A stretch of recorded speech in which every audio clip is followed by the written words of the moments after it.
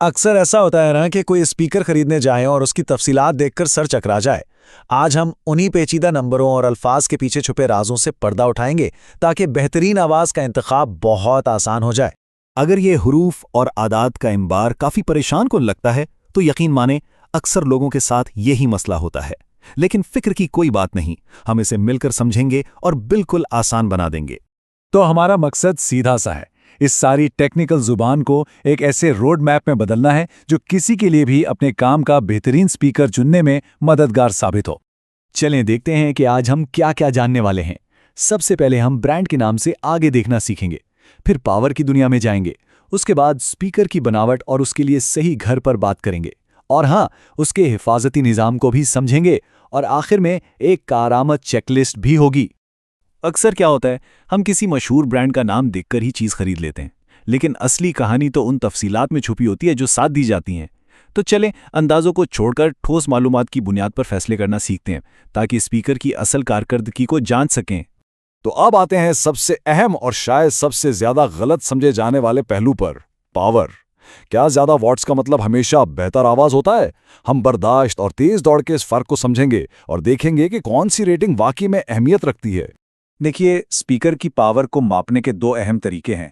एक है आरएमएस, जो बताता है कि स्पीकर लंबे अरसे तक कितनी पावर झेल सकता है, और दूसरा है एईएस, जो उसकी कम वक्त में ज्यादा पावर संभालने की सलाहियत को जाहिर करता है।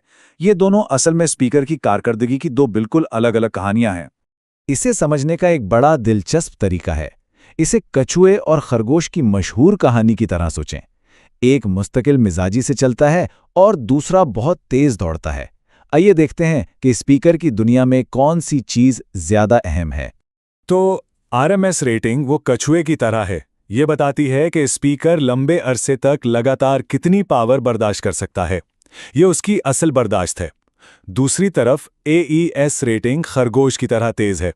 ये दिखाती है कि स्पीकर थोड़े वक्त के लिए कितनी ज्यादा पावर संभाल सकता है।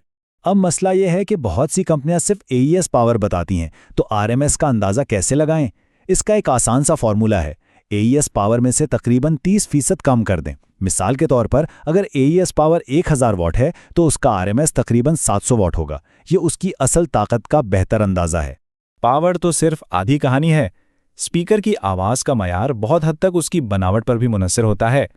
अब हम दो बहुत अहम चीज़ों एक्समैक्स और बीएल पर बात करेंगे, जो असल में बताती हैं कि स्पीकर कितनी अच्छी क्वालिटी का बना हुआ है। एक्समैक्स का सीधा सा मतलब है कि स्पीकर का पर्दा या कोन कितना आगे पीछे हरकत कर सकता है। ये जितना ज्यादा हरकत करेगा उतनी ही ज्यादा हवा को धकेलेगा, और इसका नतीजा क्या होगा? गहरी और ताकतवर बास।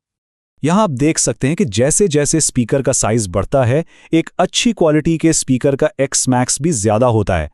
मिसाल के तौर पर एक अच्छे 18 इंच स्पीकर में कम से कम 9 मिलीमीटर या इससे ज्यादा की हरकत होनी चाहिए, ताकि वो गहरी और अच्छी बास पैदा कर सके। अच्छा जी, अब बात करते हैं स्पीकर के इंजन की, यानी इसके मकनातीस की। बीएल फैक्टर उसकी ताकत को नापता है। जैसा कि इस चार्ट में नजर आ रहा है, 20 से ज्यादा का बीएल फैक्टर बेहतरीन माना जाता है। जितना मजबूत मकनातीस होगा उतना ही स्पीकर के कोन पर कंट्रोल बेहतर होगा और आवाज उतनी ही साफ और दुरुस्त आएगी। एक बेहतरीन स्पीकर भी अगर गलत घर में हो तो अच्छी कारकर्दगी नहीं दिखा सकता। स्पीकर का घर उसका कैबिनेट होता है।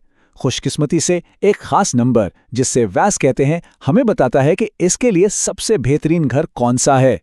वॉल्यूम को आप स्पीकर के लिए सांस लेने की जगह कह सकते हैं। ये लेटर्स में वो हजम है जो स्पीकर को अपने कैबिनेट में चाहिए होता है ताकि वो अपनी बेहतरीन परफॉर्मेंस दे सके। ये कोई अंदाजा नहीं होता, बल्कि एक बिल्कुल दुरुस्त पैमाइश है।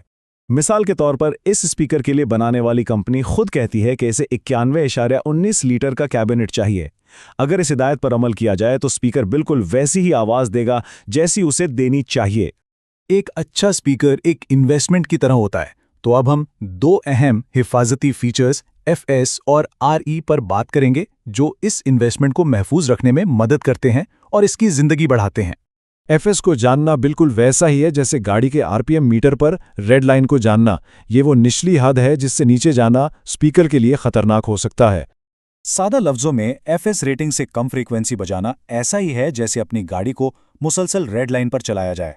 इससे स्पीकर को मुस्तकिल नुकसान पहुंच सकता है, तो हमेशा इस हद से ऊपर रहना बहुत जरूरी है। और आखिर में है आरई। ये स्पीकर की असल बरकी मुज़ाहमत को बताता है। ये जानना इसलिए ज़रूरी है ताकि स्पीकर को सही एम्पलीफायर से जोड़ा जा सके। अगर मैचिंग गलत हो जाए तो एम्पलीफायर को भी नुकसान पहुंच सकता है और आवाज़ का मेयार भी खराब हो सकता है। तो हमने पावर से लेकर बनावट और हिफाजत तक काफ़ी कुछ सीखा है। चलें अब इन सब को इकट्ठा करके एक आसान सी चेकलिस्ट बनाते हैं जिससे अगली बार स्पीकर खरीदते वक्त इस्तेमाल किया जा सकता है। तो ये रही हमारी फाइनल चेकलिस्ट। सबसे पहले मुसलसल बर्दाश्त के लिए आरएमएस पावर देखें। दूसरा, बेहतर बास के लिए ज़्यादा एक्समैक्स तलाश करें। तीसरा, एक मजबूत मिकनातीस के लिए 15 से ज़्यादा का बीएल फैक्टर हो। चौथा, इसके लिए तजवीज़ करदा कैबिनेट साइज़ यानी VAS को नोट करें। और आखिर में नुकसान से बचने के लिए इसकी सबसे कम महफूज फ्रीक्वेंसी यानी FS को ज़रूर जान लें। तो अब जब स्पीकर की ज़बान समझ आ गई है तो सोचें कि ये इल्म और कहाँ-कहाँ काम आ सकता है। क्या अब एम्पलीफायर की तफसीलात को समझने के लिए तैयार हैं? इल्म का ये सफ़र जारी रहना चाहिए।